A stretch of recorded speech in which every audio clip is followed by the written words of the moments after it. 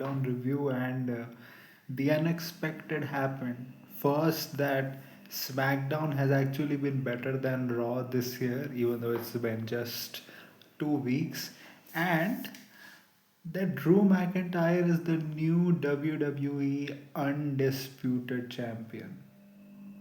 Who would have thought, man? Who would have thought? And the match was great also, and it was commercial free. I actually watched it live. I mean, I took note of it live. I didn't review it because it was like 3 in the morning, when 3:30 in the morning when the show ended. And I'm just like, I'm so happy for him, and this just makes everything so interesting and unpredictable on SmackDown. Because first, now, if Cody would have stayed champion, it would have been, yeah, you go, you have a match with Randy, then Cody has a match with Roman at Mania. And the thing is, it the end goal, that is Cody versus Roman at Mania, will probably still happen. But the way that they will get to that end destination, I think it will be much more interesting than the formulaic stuff that everyone was thinking, and they do that every time. So I think this is actually very interesting. It's going to be a lot of different character dynamics, especially now that Jacob Fatu is back. He was back in the old like masked man, like uh, attire that every returning superstar wears, but also that in the end he also had a shiesty on. So he attacked Drew in the match, but then Cody was like, he was there to stop him, and then Jacob went, fought two on Cody, and then Drew sneaked out of the cage. Many people had a problem with that, which I don't get why.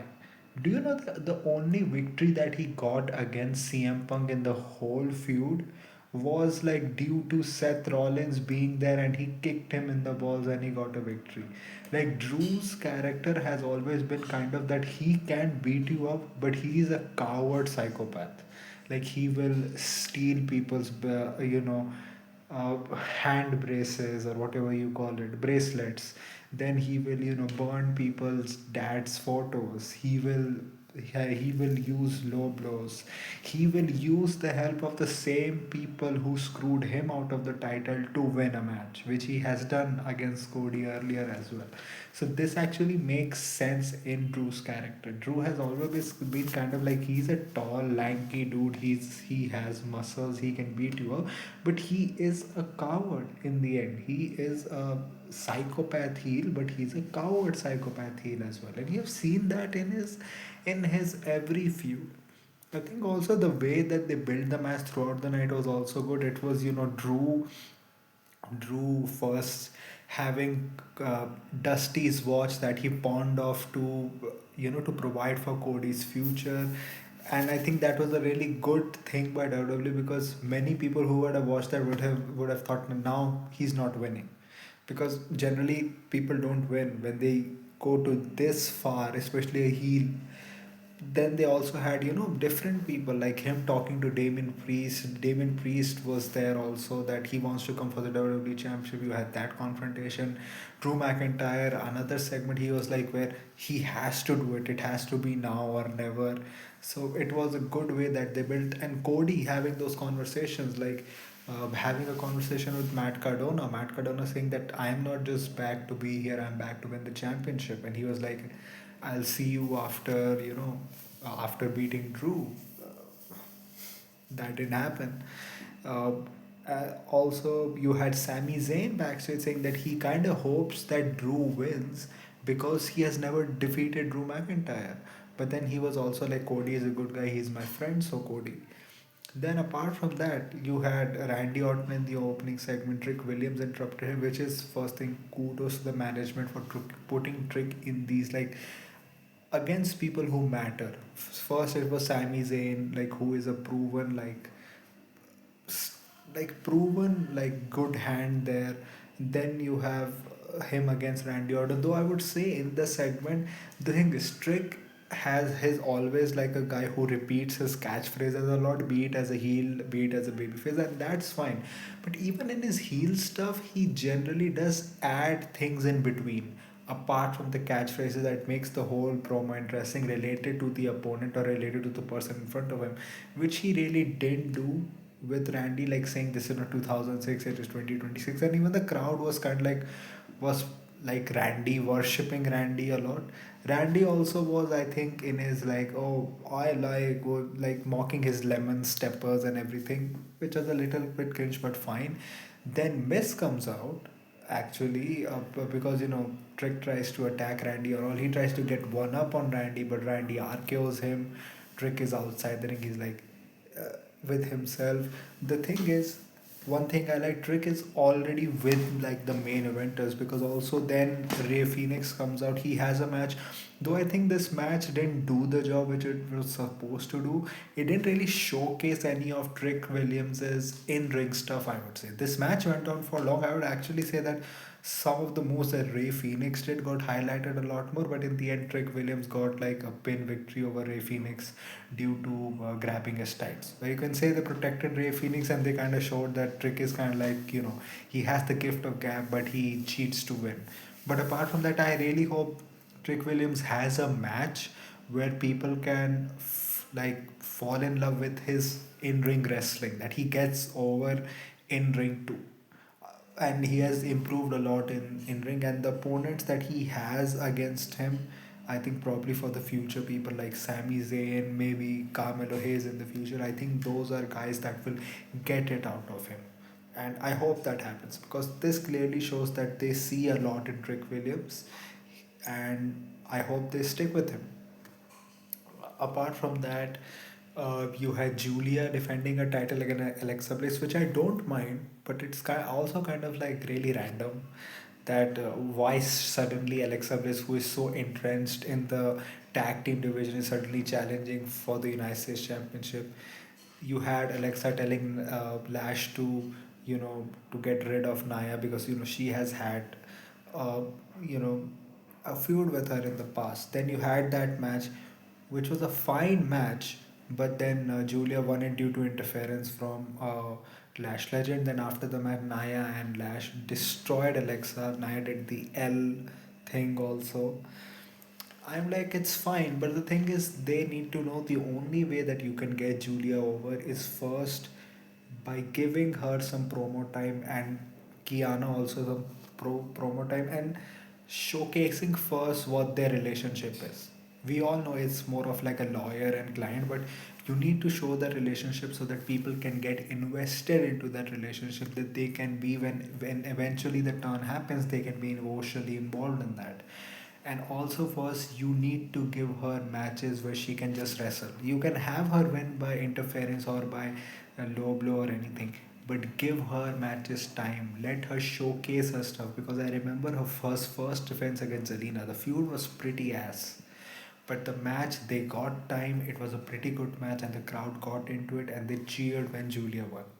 So you have to do that. I think these are some easy steps to get Julia's reign into like turbo mode. And first thing, I do hope this is not a case of when WWE doesn't really have anything uh, like any storylines for the champions. What they do is they have them defend the title for like one time, and then because they don't have a plan, they go on for like a month before the next defense. And the title defense is just so that people don't get angry that there are no title defenses happening, which happened in Braun Breaker's IC title reign. They didn't really have any like storyline plans, so they like would find like an opponent for him, have him defend the title, and then he will just be off TV for weeks, because they didn't really have anything, and they didn't want the fans to get angry that they are not having him defend the title. So, so I hope that is not the case with that. We also had Jordan Grace signing with SmackDown. She had a match with Alba Fire. I think Alba Chelsea is a good first feud for Jordan Grace. Like, I think that can get her over. In the end, she pretty much squashed Alba Fire. I don't dislike her torture bomb finisher. It's just that it only looks good when it's like very seamless. Otherwise, it kind of looks like you're doing a lot to set up the person, and you're doing a lot to ensure that the person doesn't really hurt themselves in the execution of that move. So she won. Jade confronted her and was like, "You really thought you did something, but I'm still the bitch of SmackDown." And first, this can kind of work and kind of also sink Jordan Grace, because if Jordan is Jade's first like proper feud, it is good that an NXT call up is getting that feud, but then Jordan is not winning that feud. So I don't know how you do with that, and I think you need more of Jordan in the mid card division rather than the main event division. I think the main event division you need more of people like, maybe you need Charlotte and Alexa Bliss to get into that picture there. Maybe you need someone like a Bianca Belair back. Maybe you need Tiffany Stratton back. If you have these like four women, 4 5 women, that's a pretty good main event title picture. You can get like 3 4 months, even 3 months out of that, 4 months out of that, group of people. You had, Johnny Gargano disguising himself as Axiom, and that was pretty funny that he didn't recognize who the fuck are you, and then he just started attacking him. You had Candace show up like grabbing Nathan Fraser's head, then Axiom, he ran like a fucking superhero to save John, Axiom like this and everything, which was very funny, I would say. And I think this is good, but this also shows that report about Tommaso Ciampa is probably true, that he's leaving, because we have not seen him after that tag match that Ilya Dragunov and Carmelo Hayes had against the DIY.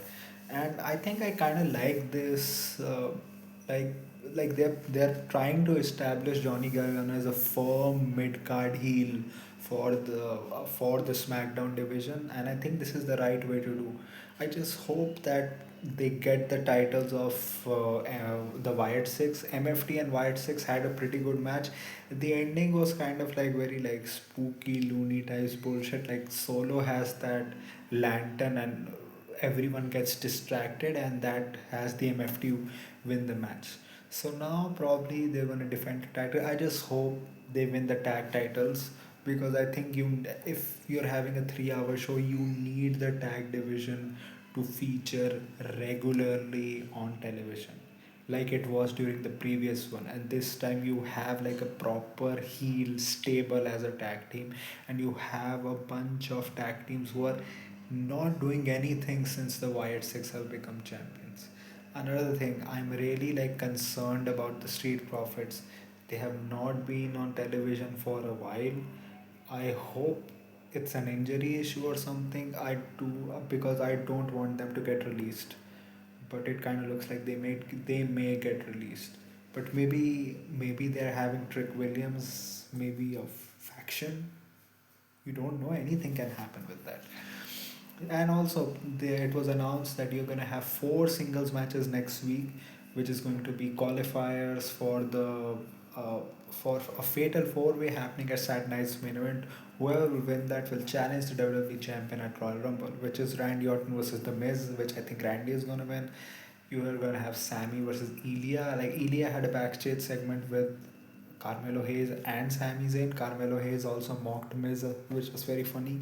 Also had a match with Shinsuke, which was fine, and I think the ending was good, the way he hit his finisher and all. I'm glad that the United States Open Championship challenge is going well, and I hope it goes well for the foreseeable future, at least until WrestleMania, if either Trick or Oba takes the title from Carmelo Hayes at WrestleMania.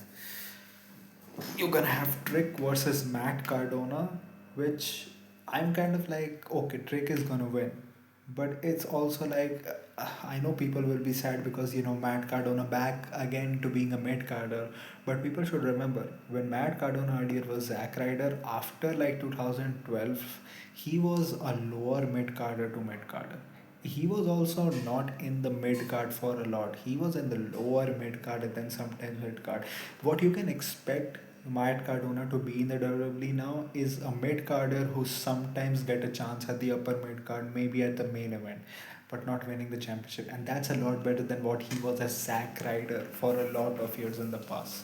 So I see Trick Williams probably winning it. I think Sammy will defeat Ilya Dragunov. I think, I think. Do you really want to beat Ilya Dragunov two times? But I don't think if the match is a banger, it really matters. And Ilya has already defeated Sammy once. If he loses once again, I don't think it will be such a big deal. Then you also have, I think Randy will defeat The Miz, Trick will defeat Matt Cardona, and Damien Priest versus Solo Sikoa, which I think Damien will win because probably the Wyatt Six will interfere and will cost Solo the match. So I think Damien is going there too. The thing is, now that Drew is champion, like there are two options that I think most likely are going to happen. First is either Randy or Sammy.